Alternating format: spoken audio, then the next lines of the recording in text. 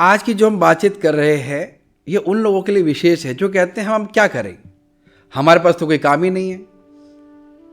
ऐसा नहीं है, काम करने वालों की कमी है, काम की कमी नहीं है। जिसको कुछ काम करना होता है वो किसी की प्रतीक्षा नहीं करता, वो काम शुरू कर देते हैं। जैसे उदाहरण के लिए मैंने एक बार पढ़ा आसाम की घटना। वहाँ पर एक छोटा सा बच्चा विद्यालय स्कूल जा रहा था अपने, तो ब्रह्मपुत्र नदी पड़ती थी रास्ते में। वहाँ से जब गुजरा तो देखा नदी के किनारे कई सारे जीव जंतु, मछलियाँ, केकड़े वो पड़े तड़प रहे हैं धूप में। कारण क्या, कुछ समय पहले बाढ़ आई होगी, बाढ़ के कारण से सारे जीव जंतु समुद्र उस नदी के बाहर आ गए। लेकिन जब वापस पानी गया तो वो जीव जंतु, मछलियाँ, केकड़े वापस नहीं जा पाए। उनकी तड़प देखकर इस बच्चे के भीतर तड़प उठी। उसको बड़ा कष्ट हुआ, ये कैसे तड़प रहे, इनकी कोई रक्षा नहीं कर रहा। उसने अपने जाके विद्यालय में बोला, परिवार में बोला, तो सब ने ही कहा रे तो भाई तो हर साल होता है, बाढ़ आती है, ये जीव जंतु बाहर आते हैं, इसी तरह मर जाते हैं, ज़्यादा तुम चिंता मत करो। लेकिन वो बच्चा, उस बच्चे की तड़प ने उसके जीवन को एक दिशा दे दी। वो वहाँ के सरकारी दफ्तर में भी गया और जाकर बोला कि ये हर साल ऐसा होता है और ये छोटे छोटे जीव जंतु मर रहे हैं, इनकी कौन चिंता करेगा। सब ने उसकी बात को लापरवाही से लिया। बोला ठीक है बेटा, तू छोटा है भी, तू अपनी पढ़ाई पर ध्यान दे।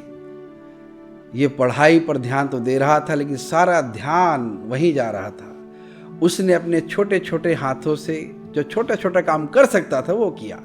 कुछ पौधे लगाए, ऐसे पौधे जैसे बम्बू का, बांस का पौधा या और ऐसे छायादार वृक्ष हो सकते हैं। कुछ लगाए, कुछ चले, कुछ सूख गए होंगे।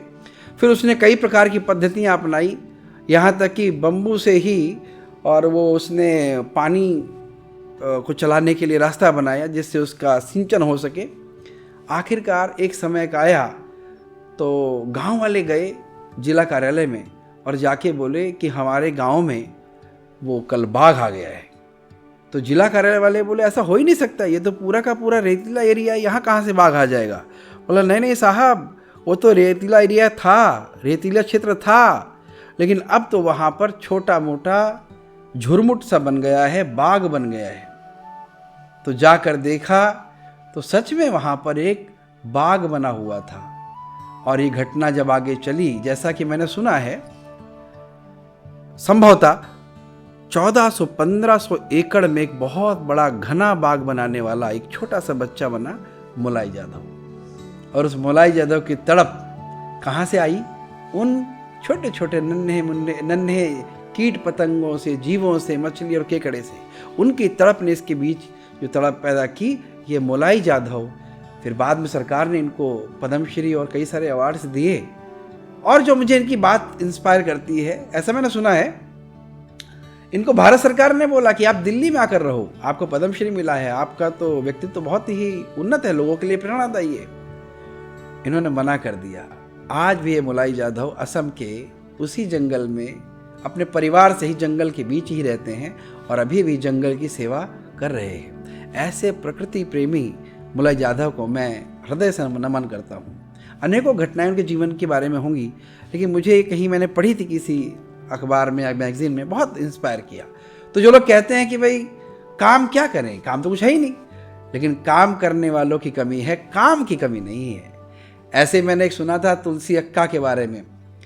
वो अभी काफ़ी एजेड हैं, बहुत बुजुर्ग हैं, लेकिन उन्होंने जीवन में एक निश्चय लिया और बहुत बड़ा बाग तैयार किया। ये कर्नाटक या साउथ की घटना है और वहाँ पर उन्होंने अपने जीवन को पूरा लगाया। आज विदेशों के बड़े बड़े जो पौधों के ऊपर रिसर्च कर रहे हैं, साइंटिस्ट हैं, वो आकर उनसे सीखते हैं, समझते हैं कि ये पौधा कैसे बढ़ रहा है, किस तरीके से प्रगति कर रहा है। कई पौधों के नाम तो वो भी नहीं जानते, साइंटिस्ट नहीं जानते, लेकिन ये तुलसी का उनको उनके नाम बताती है। उनको भी भारत सरकार ने सम्मानित किया है पद्मश्री से। एक मुझे और नाम ध्यान में है, एक और अक्का है ऐसे अपने, अगर आपको ध्यान में आए तो आप भी बताना मुझे कमेंट्स में, मुझे एग्जैक्ट नाम याद नहीं आ रहा। और वो कर्नाटक की हैं और कर्नाटक में उनके घर में, परिवार में बच्चा नहीं हुआ, तो होता है, कष्ट था मन में।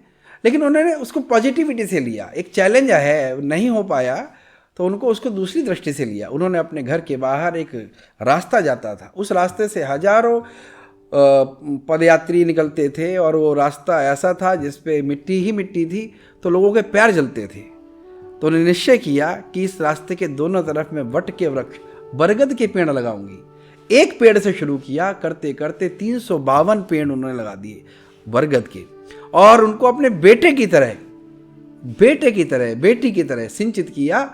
और वो 352 वट के वृक्ष, आप इमेजिन कर सकते हैं वट का वृक्ष कितना भव्य बड़ा होता है। आज वो उस रास्ते से गुजरने वाले जो लोग हैं वो मन से दुआ देते हैं कि चलो इस कारण से हमारे पैरों का जो एक कष्ट था ये दूर हुआ और पूरा का पूरा रास्ता वो छायादार बना। ऐसी वो माँ है, और वो 352 पुत्रों की माँ कह सकते हैं। ऐसे प्रेरणादायी प्रसंग आते हैं ध्यान में। तो मैं तो प्रार्थना करूंगा, जो लोग कभी ऐसा कहते हैं कि भाई काम नहीं है, फिर कहूँगा काम बहुत है, काम करने वालों की कमी है।